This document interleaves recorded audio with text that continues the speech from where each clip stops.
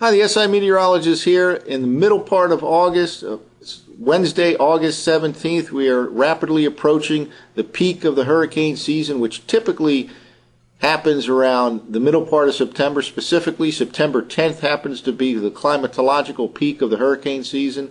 We have had quite an active season, but it's been kind of an unusual season in that we have had 7 named storms already. However, none of them have reached hurricane status, and very little, if any, impact so far, thankfully, on the U.S. mainland. Unfortunately, the second half of the hurricane season, the emphasis often shifts to the Gulf of Mexico, and that's when the U.S. gets more and more threatened, simply by the fact that they're homegrown storms right in our backyard, so to speak, as the emphasis of the development during the latter part of the tropical season shifts from the Atlantic to the Gulf of Mexico, perhaps in September or definitely in October, for example. And I do expect this active weather pattern to continue this year right through the month of October. So we have had more storms named than normal at this stretch, and I expect that to continue. We'll probably end up with 15 or more named storms by the time the end of the tropical season rolls around.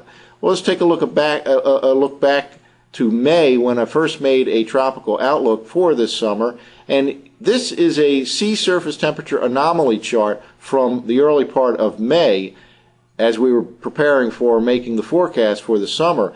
The yellows and oranges here, such as off the African coast, which lies right here, the yellows and oranges represent above normal sea surface temperatures. And that is one of the main factors involved in making a forecast for an above normal season this year, since there was above normal water temperature from the western part of Africa all the way across into the Gulf of Mexico.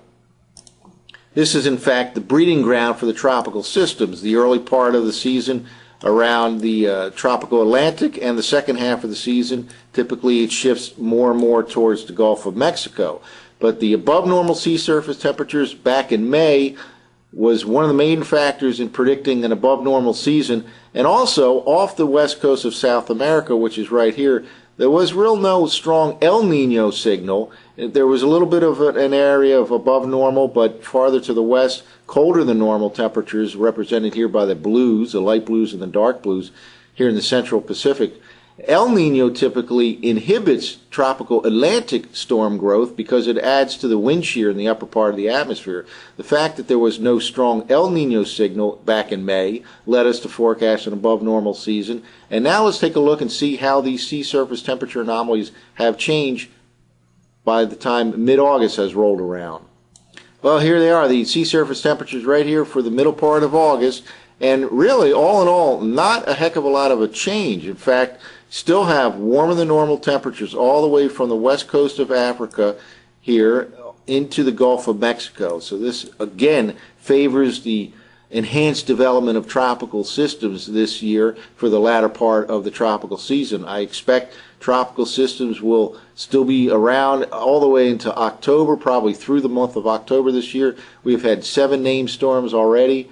Thankfully, nothing has really affected the mainland of the U.S., but that will probably change as the emphasis shifts again from the central Atlantic all the way to the Gulf of Mexico by the time September and October roll around.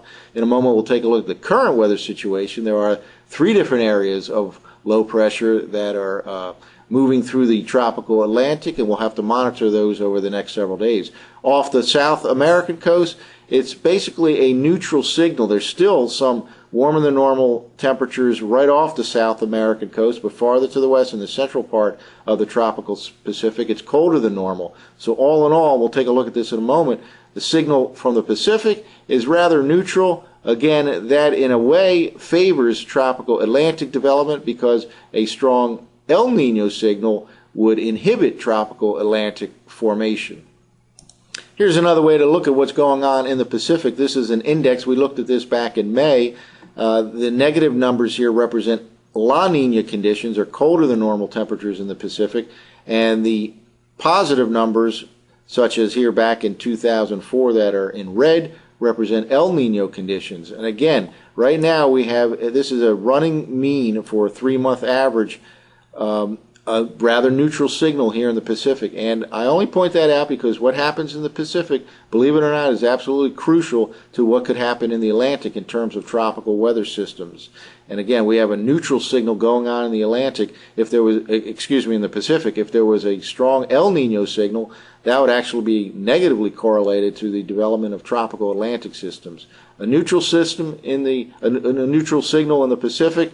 And again, we talk a little bit more about what's going on in the Pacific in the Meteorology 101 section under Pacific Decadal Oscillation. The Pacific has been rather suppressed so far this year in terms of tropical development. It is in a cold phase, we believe, that started a couple of years ago. More on that in a Pacific Decadal Oscillation video under the Meteorology 101 section.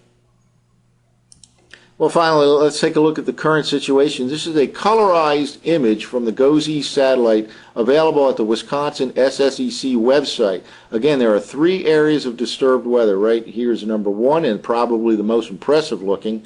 Here's another one approaching the Caribbean. The Caribbean Sea is right in this region right here. And finally, a third area right in the middle part of the Caribbean right now. So again, 1, 2, 3. We have gone through 7 name systems so far. The last one was GERT, none of which, thankfully, have affected the U.S. mainland in any severe way.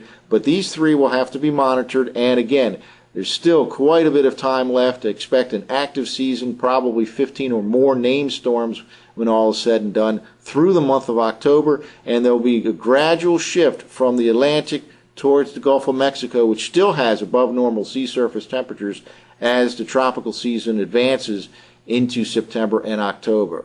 So that's it for now, and an active season will continue for the next few months. And stay tuned. I'm the SI meteorologist, Paul Dorian.